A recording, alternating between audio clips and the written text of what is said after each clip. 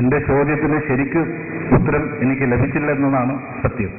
കാരണം ഞാൻ ചോദിച്ചത് ഔറത്ത് മറയ്ക്കുന്നത് ഉസ്താദന്മാർ പറയുന്നതാണ്. ഔറത്ത് മറയ്ക്കാതെ വരുന്ന സ്ത്രീകളെ ആ വേദിയിലിരിക്കുന്ന ഉസ്താദ് പറഞ്ഞു വിടുന്നുണ്ടോ എന്നതാണ് എന്റെ ചോദ്യം.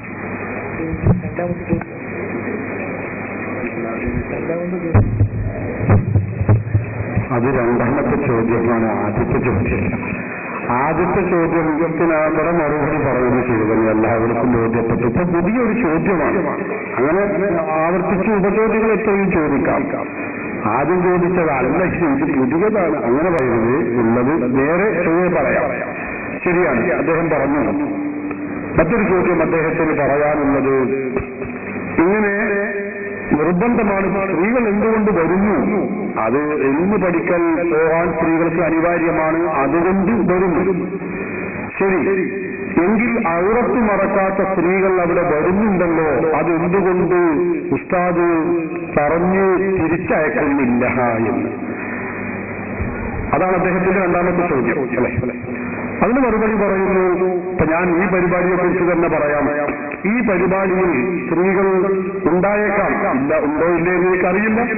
പക്ഷെ ഇവിടപ്പോ ഞാൻ കാണുന്നിടത്തൊന്നും സ്ത്രീകളില്ല, അല്ലെങ്കിൽ അല്ലാത്തവർക്ക് തന്നെ സ്ത്രീകൾ ഉണ്ടെങ്കിൽ ഞാനിപ്പോ അന്വേഷിക്കുകയാണ് അവിടെ പോയിട്ട്. ഇതിൽ ആരൊക്കെയാണ് ഔറത്ത് മറച്ചത്, ആരൊക്കെയാണ് ഔറത്ത് മറക്കാത്തത് എന്ന് ഞാൻ അന്വേഷിക്കുമ്പോൾ അതല്ലേ ഏറ്റവും വലിയ തെറ്റായി വരിക.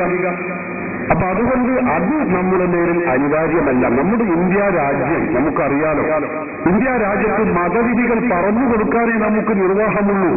അത് നിയമ നടപടിയെടുക്കാൻ നമുക്ക് നിർവാഹമില്ല. ഞാൻ പറയുകയാണ്, ഈ ഒരു സ്ത്രീ വന്നു, ഇത് പാടില്ല, തെറ്റാണ്, ഹറാമാണെന്ന് പറഞ്ഞു. ആ വന്ന സ്ത്രീ പറഞ്ഞു, ഞാൻ പോകുന്ന ഉസ്താദ് ഇവിടെ തന്നെ ഇരിക്കും, എന്തെങ്കിലും ചെയ്യാന്ന് വെച്ചാൽ എനിക്കെന്തെങ്കിലും ചെയ്യാൻ കഴിയുമോ? അല്ല, ഞാൻ പഠിപ്പിച്ച് ഹജ്ജടിക്കാൻ പറ്റുമോ? നമുക്കറിയില്ല, തിരുവനന്തപുരത്തിലുള്ള ഹജ്ജടിക്കാനുള്ള അവസ്ഥ നമുക്കറിയാലോ. അപ്പൊ അതുകൊണ്ട് സഹോദരന്മാരെ, നമുക്ക് നിയമം പറഞ്ഞു കൊടുക്കാനേ പറ്റുകയുള്ളൂ, അതല്ലാതെ നമുക്ക് നിയമം കയ്യിലെടുക്കാൻ കഴിയില്ല. അത് രണ്ടും രണ്ടാണ്. ഒന്ന് നിയമം പറഞ്ഞു കൊടുക്കലും വിശദീകരിച്ചു കൊടുക്കലും, മറ്റു നിയമം കയ്യിലെടുക്കലാണ്. നിയമം കയ്യിലെടുക്കാൻ നമുക്ക് അവകാശമില്ല. അതുകൊണ്ട് മതവിധികൾ നമ്മൾ പറഞ്ഞു കൊടുക്കുന്നു. അങ്ങനെ സ്ത്രീകൾ അത് വാളിലേക്ക് മാത്രമല്ല, നമ്മൾ അങ്ങനെ ചില ആളുകൾ പറയും, അത് നിങ്ങളെന്താ വാളിലേക്ക് വരുമ്പോ അല്ലെങ്കിൽ സിയാറത്തിന് വരുമ്പോ തടയാത്തത്? അവിടെ മാത്രമല്ലല്ലോ ഇത് തെറ്റ്, എല്ലായിടത്തും തെറ്റന്നെയാണ്. സിയാറത്തിന് വരുമ്പോ മാത്രം ഹറാമാവുന്നതാണ്, വാങ്ങി വരുമ്പോ മാത്രമുള്ള ഹറാമല്ലല്ലോ ഇത്. അന്യ സ്ത്രീകൾ ഔറത്ത് തുറന്നിടുക, അന്യ പുരുഷന്മാർ കാണുന്ന രൂപത്തിൽ തുറന്നിടുക എന്നത് തെറ്റാണ്. നമ്മുടെ നിക്കാഹ്, നമ്മുടെ വീടുകളിൽ നടക്കുന്ന വിവാഹം, അവിടെ സ്ത്രീകള് ഈ പുരുഷന്മാര് കാണുന്ന രൂപത്തിൽ ഔറത്ത് വെളിവാക്കൽ അവിടെയും തെറ്റാണ്. ഷോപ്പിങ്ങിന് വരുമ്പോ സ്ത്രീകൾ ഔറത്ത് തുറന്നിടൽ അതും തെറ്റാണ്. എല്ലായിടത്തും അത് തെറ്റ് തന്നെയാണ്. അപ്പൊ തെറ്റ് എല്ലായിടത്തും തെറ്റായി നിലനിൽക്കുന്നു. തെറ്റിൽ നിന്ന് മുക്തരാവാൻ നാം ശ്രമിക്കുകയാണ് വേണ്ടത്. ഉസ്താദാവട്ടെ പണ്ഡിതരാവട്ടെ മതവിധി പറഞ്ഞു കൊടുക്കാനേ നമുക്ക് നിർവാഹമുള്ളൂ.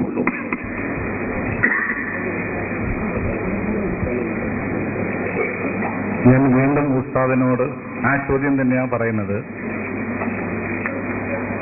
സ്ത്രീകളുടെ ഔറത്ത് മറയ്ക്കുന്നതിന് ഉസ്താദ് ഇങ്ങനെ ഒരു ന്യായം പറഞ്ഞു, കാര്യമായ ഇതാണ്, എനിക്കറിയാവുന്ന ഒരു കാര്യം കൂടിയാണ്.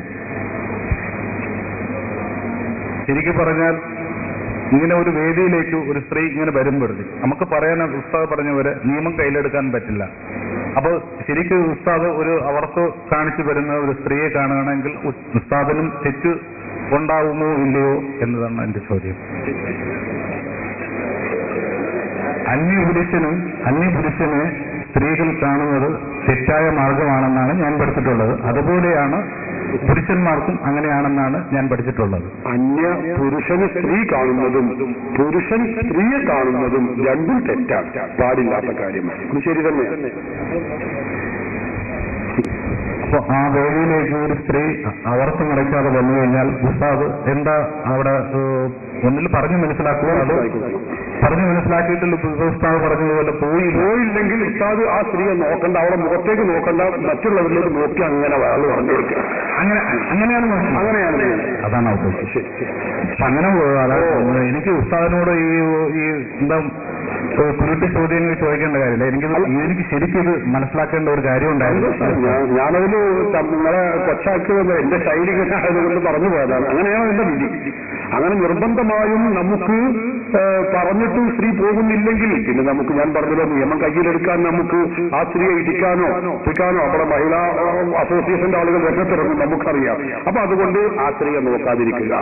അതാണിപ്പോ നമുക്കറിയാം, മക്കബറകളിലും ചിലപ്പോൾ ആറാമുകൾ സ്ത്രീകൾ അവിടത്ത് തുറന്നിട്ടുകൊണ്ട് വരുന്നുണ്ടാവും. നമ്മളെന്താ ചെയ്യേണ്ടത്? നമ്മൾ അവരെ നോക്കാതിരിക്കുക. അവരില്ലാത്ത സമയം നോക്കി സിയാറത്ത് ചെയ്യാൻ ശ്രമിക്കുക. കഴിയുന്നില്ലേ അവരില്ലാത്ത ഭാഗത്തിരുന്ന് ദ്വാരക്കുക. അല്ലാത്ത പക്ഷം അവരെ നോക്കാതിരിക്കുക. നമ്മൾ കാര്യം ചെയ്യുന്നു, അത് പോരുന്നു. ഇതാണ് ഇസ്ലാമിന്റെ വിധി.